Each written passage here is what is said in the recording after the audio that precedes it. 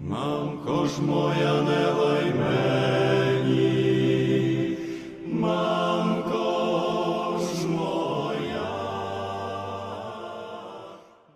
Welcome, everybody, to Radicalized Truth Survives. I'm Heidi Kuda, and today for episode 135, Jim Hi-Fi and I are interviewing war correspondent Zarina Zabrisky. We're going to be talking about the brutal war crimes that occurred on Palm Sunday in Ukraine, and also her upcoming film, Kherson, Human Safari, and how you can help. Have a listen.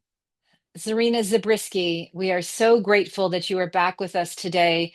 We keep on meeting under such grim circumstances, and yet knowing that somebody like you is on the ground telling us what's happening in Ukraine is very, very important to us here at RadPod and to those who read and watch your work. So we thank you so much for that. And before we get into the film project you're working on, you sent us a grim clip yesterday. Can you kind of describe what happened? It was a international story, but ultimately it's a human tragedy. Yes, hi Heidi, hi Jim, everyone. Thank you for being here. Thank you for finding time during under such dire circumstances. I know that these days things back home in the States are also extremely hard on everyone, and I have full appreciation of you finding it in your heart and in your life to follow what's going on in the other parts of the world. We are all created, we're all in it. And yes, yesterday was devastating. Right now we have several days of mourning throughout Ukraine because one of many devastating attacks, nevertheless, one of the most horrifying in the last months, at least. It's hard to compare attacks because just last week we were in mourning for Kryvyi Rih, where a lot of children were butchered at a playground. And we are just done with the funerals for those families who were killed in Kryvyi Rih. And now we're looking at 35 people killed on Palm Sunday in the beautiful city of Sumy, with about 119, I believe, at this point, injured. And some of them are in really bad condition in hospitals right now. We don't know, the count is still going on. And it was in the middle of Sunday, as you know, as you might have heard, let's put it this way, Ukraine is a pretty religious country. Not everybody is religious. It's a democratic country. I know a lot of atheists here, and I know a lot of people who practice different religions. For instance, I was just on my way to my home in Odessa now, and I saw a lot of Jews celebrating their holidays. But a lot of people are celebrating this week before Easter. Right? And so on Palm Sunday, a lot of people in Sumy were heading to the church. It's very central Sumy, which is one of my favorite cities in Ukraine. It's very European, with this wide open boulevards, a lot of art, very artsy, very funky, has its own style, beautiful architecture, and a lot of very artsy cafes with great culinary. People are very genuine, open, not stuck up at all like people in capitals sometimes tend to be. I just love going to Sumy. And some people were taking their children to theater. There was a children's performance, some kind of princess, I forgot, going on. They moved it, thankfully, because Otherwise, we would be looking at something much, much worse. And I have been to several buildings that were hit for work when I was reporting there several times. And I have met the Tatiana Mironenko, who is a human rights representative in Ukraine, and she actually summed it up much better than I can do on Suma's location, why Suma is important, and on Russian strategies there. So let's give a listen to her. Yeah, thank you, Zarina. Let's go to that clip. Це місто, обласний центр, ціла область у нас є. І Суми розташовані 38 кілометрів до кордону. Це дуже поруч. До нас вся може долітати вся зброя. І вони знищують наше прикордоння. Ми дуже близько до російського кордону, який тягнеться більше, ніж 500 кілометрів. Наші вороги зробили вже так, що біля кордону жити не можна. Люди ж звідтіля виїхали, все зруйновано. Нічого вже нема. Сіра зона, це ми так називаємо, тому що люди не живуть, лише якось тримаємо кордон. А тепер вони хочуть іще далі просунутися. Росіянам це необхідно, держави України, щоб не було. Вони його все прострілюють, вони його тримають під своїм збройним контролем. І крім того, цей фронт вони розтягнули від Херсона, Одеси і завершуючи Сумами. І Харків сьогодні знищують, і до Сум добираються. І хочуть так зробити, щоб нас не було сил там, де вони хочуть зайти скоріше. So, Zarina, why was it so important for us to see that? Well, first of all, she explains it so well. She gives the full picture of the front line in Ukraine, but also I wanted you to see what happened to her beautiful office. You probably have noticed this bird, the whatever it is, the dove of peace and hope behind her. Now let's take a look what happened to this office yesterday. Let's see the picture. This is what's happening in Ukrainian cities. I have to say that unfortunately I'm used to these scenes.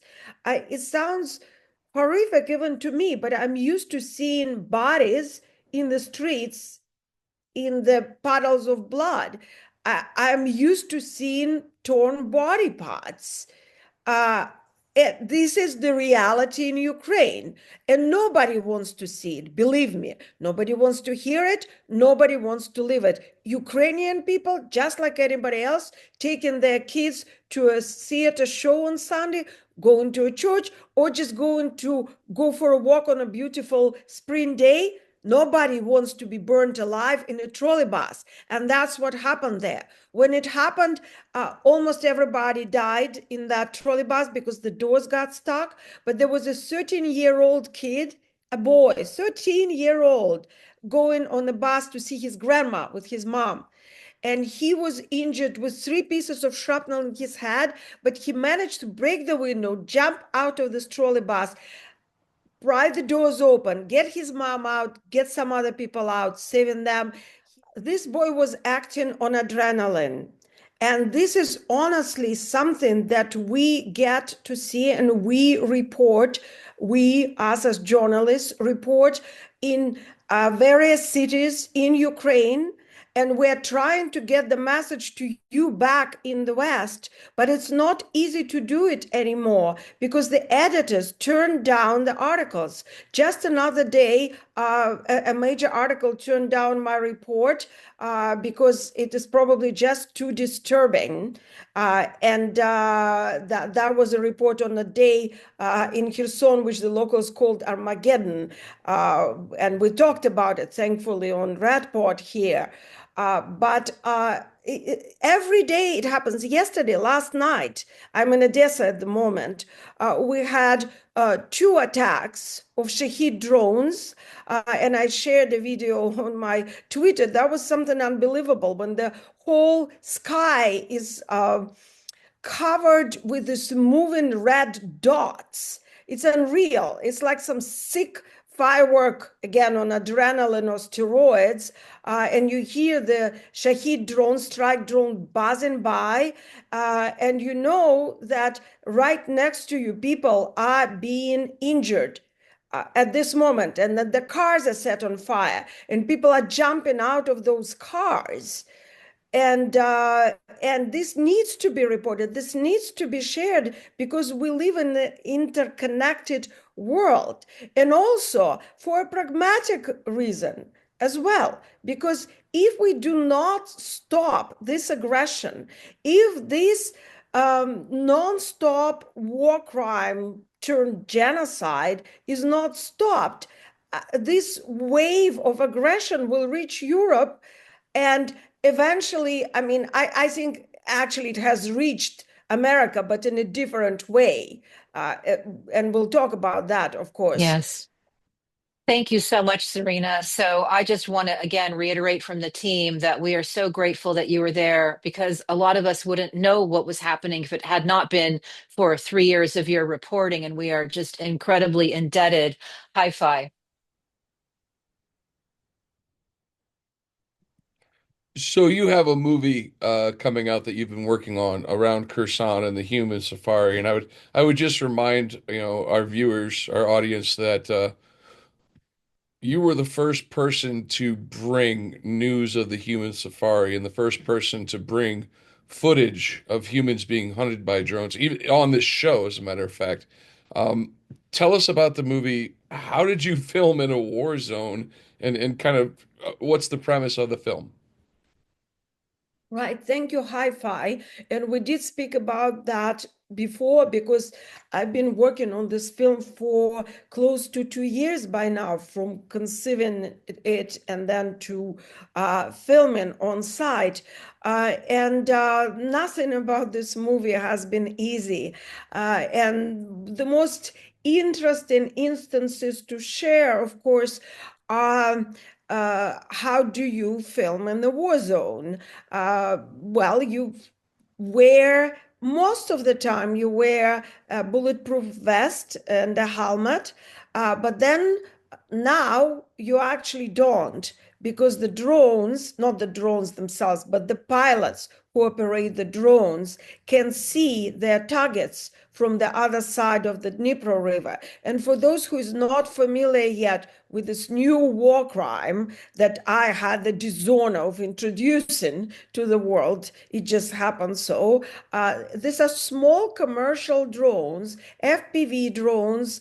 They're also known as Mavic, and they're also FPV drones, first-person view drones that you sometimes see at the weddings or at the concert, at sports events, that you can buy online. They're fairly inexpensive. And in the evil twist of this war, the drones started to be used as weapons, as ammunition. They are fairly inexpensive compared to artillery shells or other weapons, missiles, for instance, or even their larger cousins, Shahid Iranian-made drones or their analogs. So it's a very small thing that is flying around with an explosive attached to it. And the explosive is sometimes homemade, other times it's produced at a factory. But the key is that once it's released from a drone on a person, on a civilian, on a woman, or on a child, on a dog sometimes. We had instances when they were released on a goat, on the moving vehicles, on ambulances.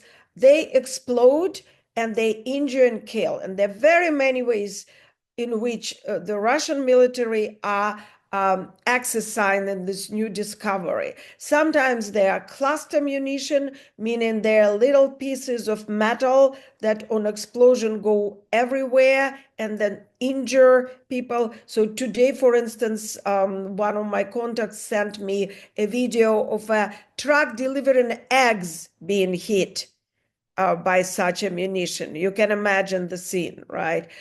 And they also drop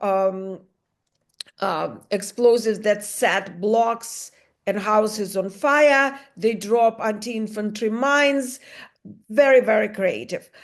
So getting back to filming, because they can see you, if they see you wearing a helmet and a bulletproof vest, that will be a holiday for them, because they're actually looking for someone looking like that to say that, hey, these are not civilians, this is not press, this is NATO mercenaries or soldiers, and present it in a way that is beneficiary to them on their social media, which they do a lot.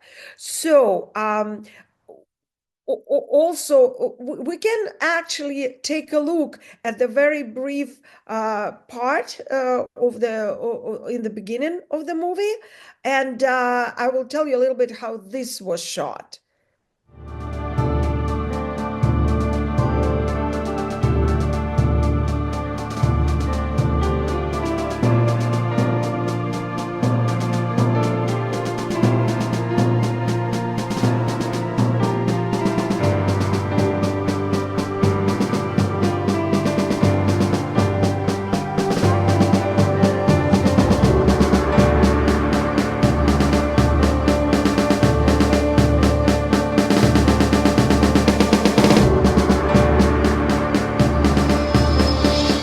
And so here you see a girl dancing in a studio mixed with the archive shots of the invasion.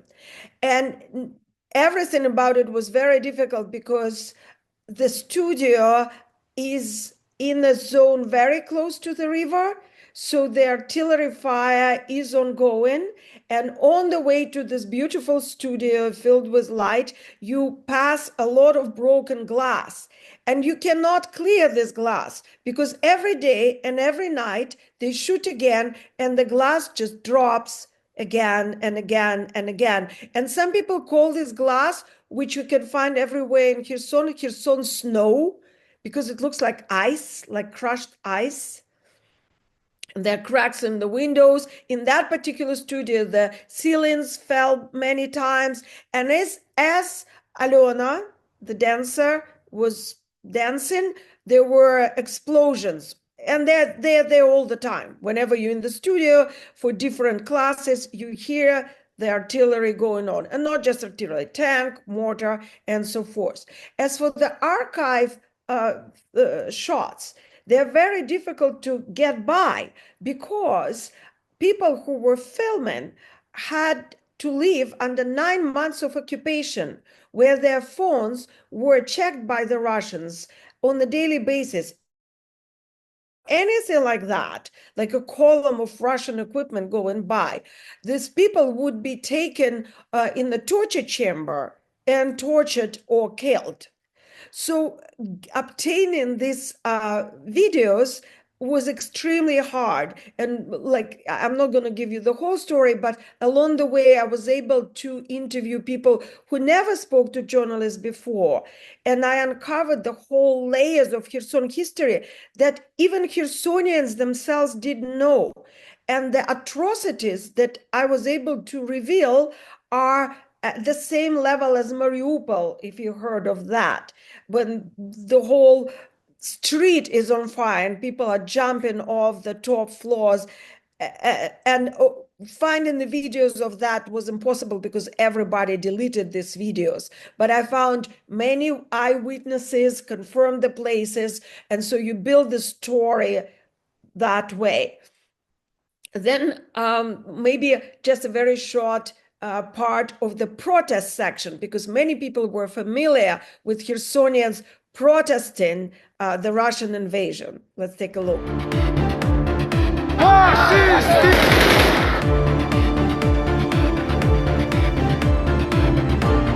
Вообще жесть, вылезти на русский ПТР.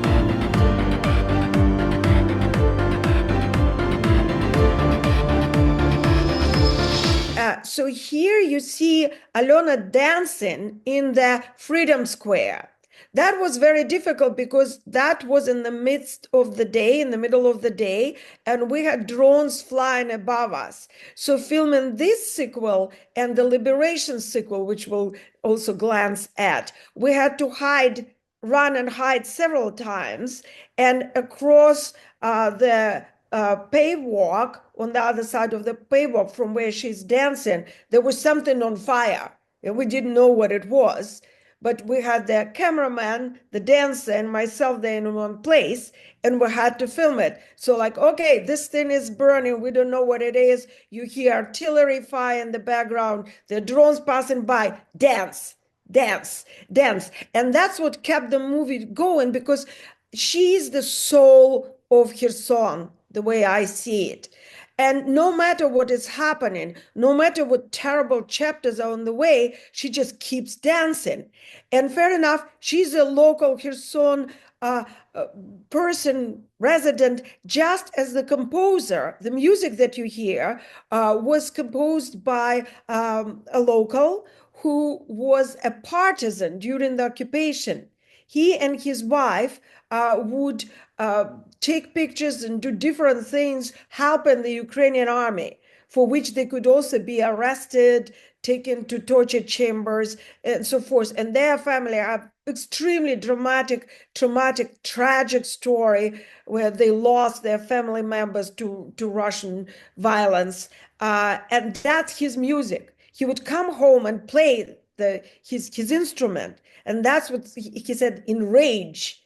And so we were able to find these pieces, put them together, and like put together this choreography that keeps the movie going. And that, for me, that reflects the beautiful, invincible spirit of Kherson.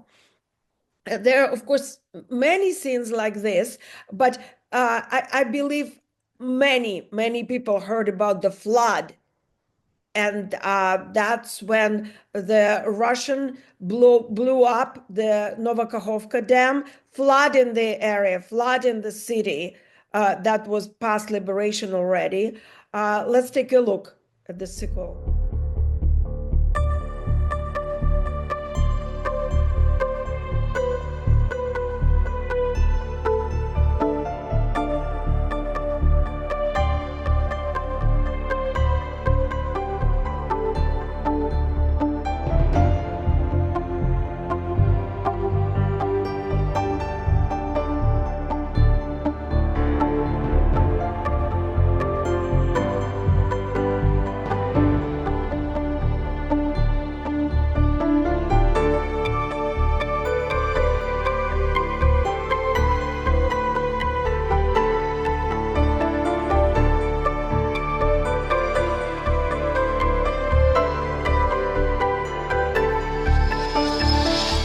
Right. So you see, behind Alona, there's this dried up space, which used to be called the Swan Lake. There's some irony here because, of course, Swan Lake is a Tchaikovsky ballet, which is now not being that popular in Ukraine. No Russian soft culture is popular in Ukraine at this point. And Ukrainians understand it, unlike us in the West. We still think it's okay.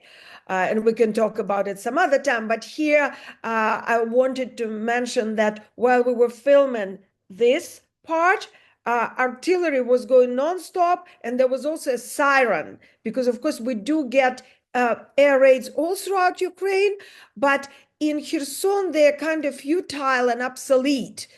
Because artillery flies so fast, it gets there in a matter of a minute or two or three. There's no point to, the siren will not give you any benefits. You can't get anywhere to any shelter. So sirens are usually indicating either aerial bombs that are incredibly devastating, more than probably most things, apart from missiles or ballistic missiles that also erase half a street. So that could be the ballistic missile or an aerial bomb. Okay, so the last part, the last segment I want to play is 7.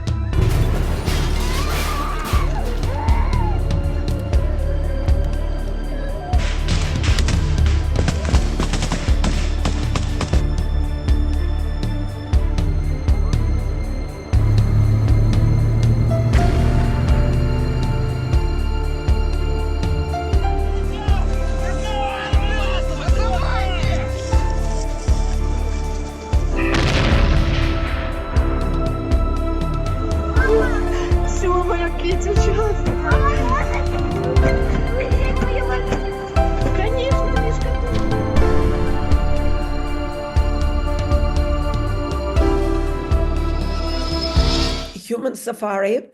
And that's a beautiful arch in the same park. And to get there, we had to go through several obstacles, some of them including, let's say, people shooting down drones with rifles, and some of them explaining to the local authorities why are we there and why the hell are we in one of the most dangerous places in Ukraine dancing. And what really helped is that our cameraman, who's wonderful, is extremely talented photographer, Alexander Andrushenko, also is a local. He had to flee the occupied bank of the Dnipro River, the so-called left bank of the river.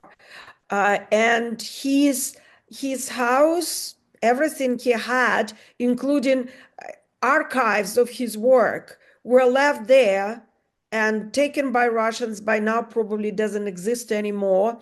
And he is now living with whatever he could get away in the city of Kherson. And everybody knows him because he works for the popular local newspaper. And so with his charm, Alyona's beauty, and my accreditation, we're able to convince the local authorities, who fair enough need to check on what the hell is going on there. And while the drones are flying and artillery is firing, they are dancing in the middle of all of this.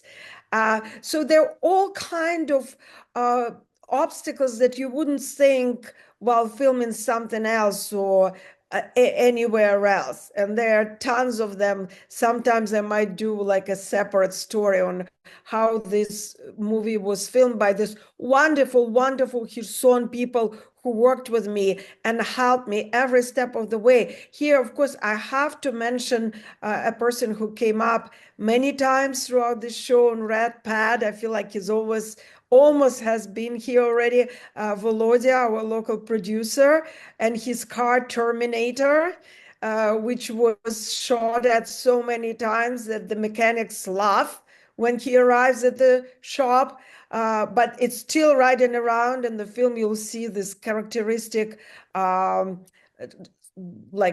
I don't even know how to describe it. The windshield is so broken in the front. You know, you recognize it's like a signature. And it's not even a crack. It's like some art of a crack there. And in this car, he is fearlessly driving me, and when we have a cameraman, our crew, to the places that are on fire, that are blasting. The other day we were driving to film the military. I'll be sharing several trips to the front line, and there was a drop. The drone dropped the explosives right past us, and we just keep driving, and then we get stuck in the mud. And I mean, without these people who are both inspiring me, who are the heroes and main characters of this film, and who helped me to make it, there would be no film. That's really, I feel like the city of Kherson, including the nature is a big part of it. Khersonians are very much one with their soil, with their beautiful trees and gardens and flowers, and the river, to which you could never go. You cannot approach the river. And you feel this sadness, this pain of people who were separated by force from their most valuable, precious, beloved asset, symbol, the Dnipro River. Because if you go to the river, they'll kill you. They used to have snipers there, now they have drones. And I've been living there for almost 2 years. I've never been to the river. It's my dream to go down to the river, to look at it, to touch the water. And so there is, it's not just even the people of Kherson. It's the whole history of Kherson, the nature, the beautiful sycamore trees, which also became theme, and I'll finish with that, because each time that I pass the sycamore trees that line up the Freedom Square, I marvel at them. They're so white and beautiful and smooth. And I talk to them sometimes. Like I have two of them, I give names. For some reason, just two of them feel like they have names. I won't share the names with you. It's between me and the sycamores. But I always had this tune playing in my head of God, I'm like Doris Day, right? The wind is whispering in the sycamore trees, dream a little Yeah. dream. Dream a little And dream. Yeah. yeah, and I always have it playing in my head whenever I pass this part of the square. And then I found a young girl, 16-year-old girl, who sings. She's studying singing, and she loves singing in English. And I asked her to sing this song for the film, and she did. So Ugh, that's our theme song, and it's just so ugh. poignant and beautiful. And to me, this is this is not just a film. I know we made an important film with the Byline crew, with John Sweeney, Paul Conway, and of course Kaylin Robinson as a director. It was a good film. It shed light on the Kremlin narratives. It was needed. It was necessary. It won a lot of awards for Kaylin as a director. It was a good work. This film is very different. It's about the spirit of Kherson, made by Kherson. And the Khersonians watched the work version of this film, and I was very afraid. They are very tough people. I said, if they don't like it, they're just gonna kill me. I said, like, should I wear my bulletproof vest? Or should I just run? And they said they were okay with that. They said, you made a real movie. That's a real movie about real us. It is what it is. Like, basically, I got the collective approval. And what that means to me, I cannot tell you. That means to me more than life. I mean, I'm not afraid to show this movie to anyone. If these people said that that's true, I can show it to the whole world, and I don't care, because it is true. And I want to show it to the whole world. I want to show it not as a director. I mean, I'm still a novelist and a writer, and just it's an accident. I'm a director by accident. It just happened to be so. So this film is something that came out of this whole tragedy. And this is what I want and hope to deliver. And we are right now in post-production, very last stage of post-production. Of course, in 2 years, I went through the whole very small budget that we were very lucky to have from the private donors, and some people from Red Port supported us previously too. But thankfully, a writer from the United States, Tanya Machaev, gave the major part, and then I had many people helping. But by now, I'll be honest with you, we dried it up completely. And I have to finish the color grading and the sound. It's a very small part of it, and I have already a fantastic expert on color grading, Jason. Oh my God. I've been traveling for 2 days, so sometimes when my mind goes We into totally get it. You've been in a war zone for 3 years, Zarina, you so know? Jason Parkinson, of course, a good friend of mine and a colleague, who is the best person for color edits, because he spent a month living in Kherson in 2022.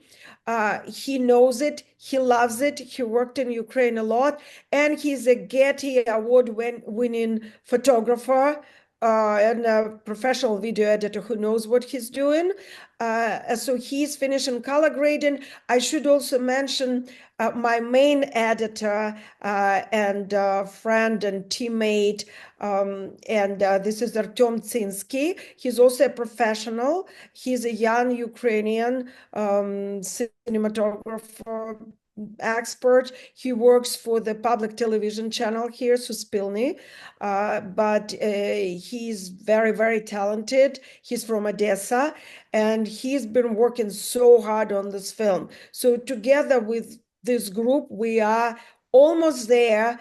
And I never ask for help because I do believe that all the funds really should be going to Kherson and the people of Kherson, which eventually, whatever money will be made from this film will be going to.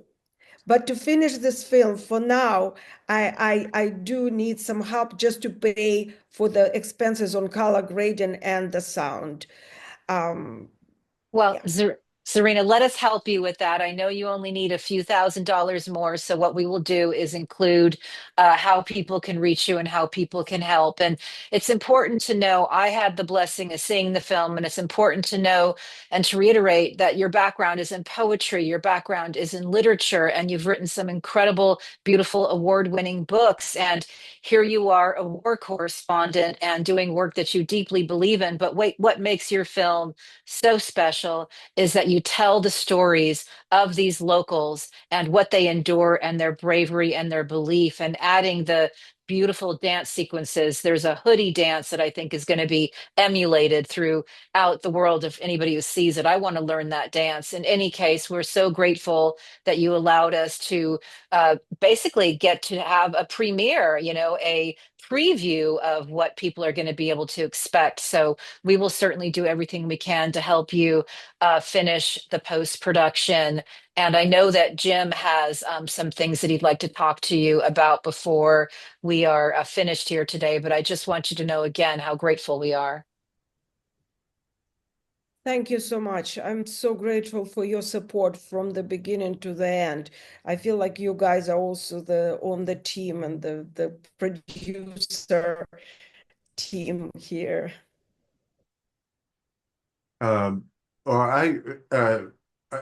Apologies for sort of turning the tables, but as you know very well, things have gone a bit south, as we might say, in the United States. And I think personally one of the main reasons for that is that we don't have the history in our territory, of being in a dictatorship. And, we don't have the immediate sort of experience of that trauma to understand what it is that we're facing and what we've done to ourselves. And I just wanted to get a sense from you, given where you are, the sort of, being on the kinetic front lines of this war. What are the impressions there of what's going on, what seems to be the sort of geopolitical and psychological takeover of America, if you know what I mean? That makes sense. I know what you mean, Jim. We all know what you mean. And that's very sad. And of course, being American overseas at the time like this is personally hard for me. And I have to mention that I will be coming back, not forever, but for some amount of time. And I do plan to confront it and fight while I'm there. That's not the reason why I'm coming. I just have been away, as Heidi has mentioned, for 3 years with a very short break. And it's a long time to be away from home, and there's life. And so apart from geopolitics, so I have to attend to life, to continue as a responsible citizen, I don't know, as a responsible adult, let's put it this way. But yes, I mean, I am following everything that's going on. And what's interesting, that Ukrainians, despite the horrid things that I've mentioned happening on a daily, sometimes hourly basis, I believe we are having an air raid right now as I speak, by the way, I've been able to follow everything that's happening in the States. Ukrainians are very aware of daily and hourly bad events we are experiencing in the States. And I have to say that Ukrainians are very optimistic by nature, most of them. I don't want to generalize, but as a people, that's the reason why they're able to resist so well. I think I've mentioned before, but that's one of my favorite anecdote. Like in Odessa, when you ask people how's everything, they say, well, it could have been worse. And in Kherson, when you ask them how's it going, they say, yeah, but it will be better. So that's overall the spirit. And they wanted to believe that Trump is good. And no matter of persuasion, logic, background could sway them otherwise. They're pretty stubborn people, and they would be, no, that will be all right. He'll come and he'll show them. And it's like, nope, he won't. He works for Putin. That's what he'll show. Well, fair enough. Now that it happened, they got over the initial shock quickly, much quicker than the Americans, because I feel the Americans still didn't get over the initial shock. I don't know if they ever will, Well, I mean, I shouldn't be saying this. I shouldn't be judgmental. Things will be better. And we've seen something very inspiring with the protests, people finally getting out of their coma, stepping out on the streets, which is debatable how efficient it is. And we've talked about it on some other shows, because I recently reported from Georgia, where people are in the streets for the last almost 5 months. And part of this opposition group are starting to understand that walking around with beautiful banners, posters, singing songs and drumming is not going to shoo Russians away. That's not how it works. Dictators are not impressed by flowers and singing, unfortunately. But it's a first sign. We need to have some kind of action. So I was very, very relieved to see this, and I hope to see more. And Ukrainians went through several steps, whatever it is, 9 steps of grief and something like that. So now I think they're in the fury stage, especially after Sumy. I had several friends from Sumy writing back to me after I asked, how are you? Are you alive? That's a normal thing you should know. In Ukraine, when something happens, you reach out to your friends in the city saying, are you okay? Implying, are you alive? And many times you see somebody's WhatsApp or other social media showing not online. And then for several hours, you freak out, because I had many numbers going silent and then finding out that people were killed, especially with military, of course. But the same goes for civilians. So yesterday, when I was reaching out and finding one by one that my friends and their families, thankfully, were not killed, but some of their friends were, they were writing back and saying, one man put it the best. I think he said, well, not the best, but in the most succinct way. Why did America betray us? And that was not easy to read. And I said, Igor, that's not America. That's a part of America that was brainwashed. And I have warned people in America, I have warned people around the world for 10 years, and I probably didn't do a very good job because I failed with my warning. It happened nevertheless. But Trump works, and so did we, of course, all of us here, Heidi, Hi-Fi, Jim, we all did it in our own way. For years, I think we lost our voices screaming at every corner about that. And the message still didn't reach the majority, right?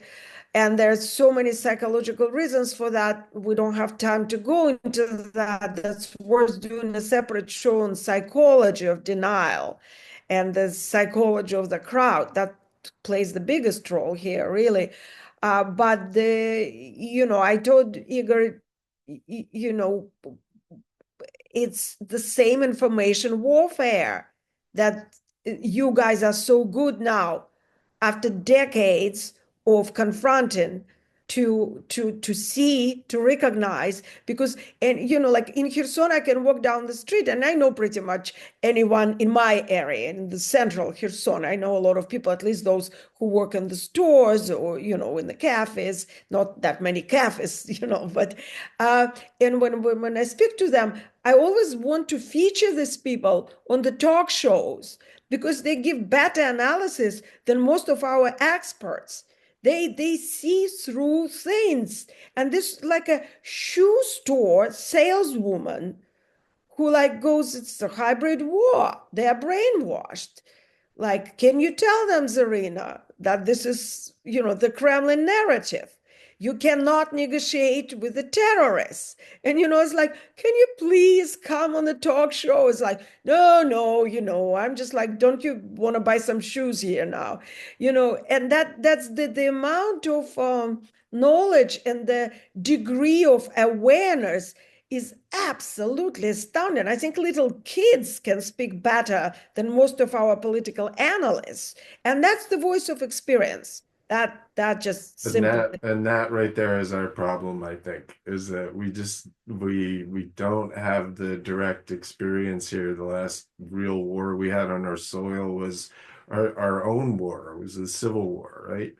And so it feels like we're about to learn a lesson that a lot of other places have learned, unfortunately, the hard way. But thank you for your film, your work.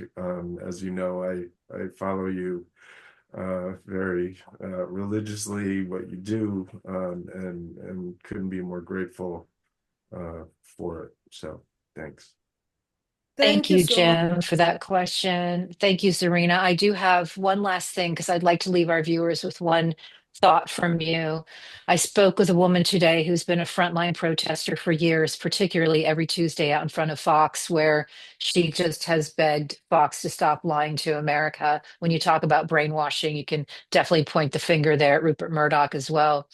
And she said her big pain right now is that Americans still do not see that Russia basically captured America through people like Trump and people like Elon Musk. Is there anything you can think of that would help wake Americans up to the fact that, I'm going to repeat that, I'm going to count myself back in, 3, 2. Is there any statement or line that you can help her and all of us with that can make Americans see Putin's hand in all of this? That's a good and tricky question. I think there are many ways of doing it, but most of them are, in a way, there's no shortcut. There's no shortcut. There's no easy way of doing it. There's no vaccine. There's no anti-brainwashing vaccine. You have to use your brain. You have to use your critical thinking. You have to constantly question. So I'm talking and thinking because my parents almost managed to vaccinate me against the brainwashing in the Soviet Union. So I'm trying to think of how they did it. And well, for one, it was being surrounded by like-minded people who are all critical thinkers, which happened naturally because my family were basically quiet dissidents and did not partake in the communist bacchanalia. So I was surrounded by good books. I was surrounded by necessity to think. And yeah, I think I mentioned before, it's so interesting how things work. I don't believe in any kind of mystical connections or any kind of mysticism. I'm very down-to-earth, pragmatic atheist. But you have to admit that there's things that we just don't know, that we don't understand, that they appear to be mystical. And that's a little intro to, in my family, we had somewhat a prophetic filmmaking moment when my great uncle made the first film about atrocity called Holocaust. My great uncle Adolf Minkin made the film called Professor Mamlok, made in 1938. And that was the first film about Holocaust.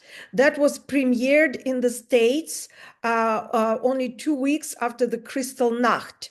And it was extremely popular. You can Google it. It's on Wikipedia. It's recognized as the first film made about Holocaust.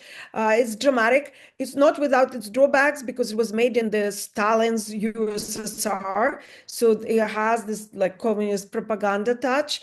But at the end of this film, the main character who first did not believe in that, who is a Jewish doctor in Berlin, who could not believe that the Germans could go as low and that basically fascism or Holocaust could happen. After his family is being killed, after he's going through horrors, and that's 1938, mind you, right? He gives the speech on the balcony before he's being shot. And he says, this is not Germany I know. This is not the country I believe in.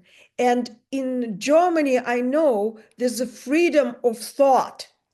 And that what struck me the most when I found and watched this film for the first time. The freedom of thought is something that keeps us afloat and that can save us through the worst time, because they can ban the freedom of speech. They can ban the freedom of moving. We were not allowed to travel. They can basically ban any freedom except for freedom of thought. Inside your head, inside your brain, you are free. And you should not, I shouldn't, we shouldn't, nobody should give away this freedom easily. It belongs to us. And we in America put freedom above all. So now at the time when the freedoms are being taken away, or at least threatened, we should remember that we have the freedom of thought, and that can't be taken away. That's our vaccine to fascism.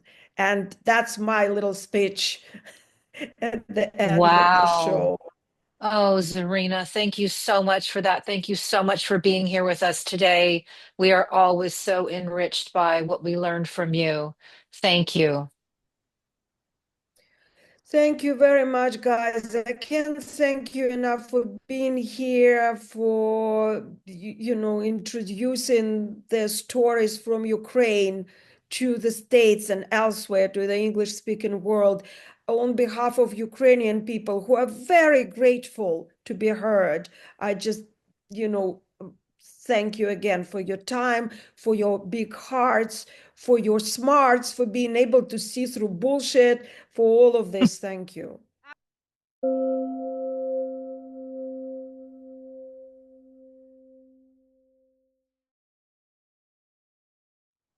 And for those of you who want to learn more, right now is a colleague of mine and a good friend and a fantastic journalist and writer, Jen Stout, is touring in the States. She is about to give a book talk in Washington, D.C. She will be then in California and in Dallas. And she's Jen Stout into Odessa. Check her out and support her.